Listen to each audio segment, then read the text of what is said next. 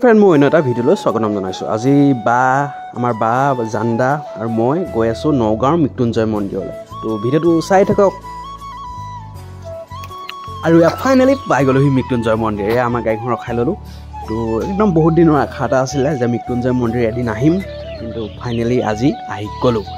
তো বহুত ভাল লাগিছে। 126 ফিট উচ্চতাৰ মহামৃত্যুঞ্জয় মন্দিৰ। আৰু এই মৃত্যুঞ্জয় মন্দিৰটো 2021 চনৰ 26 ফেব্ৰুৱাৰীত মুকলি কৰি দিছিল। তো একদম খুব সুন্দৰ। আৰু ইয়াত কাছ মাছ এইবিলাক আছে। আৰু দেখিছে নহয় একদম কিবা এটা মনটো ভাল লাগি গৈছে আহি ইয়াত।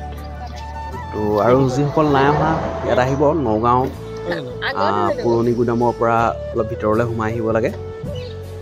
তো ইমান ভালকৈ ময়ো ক'ব নাজানো, আৰু তথাপিও কৈছোঁ যি পাৰিছোঁ।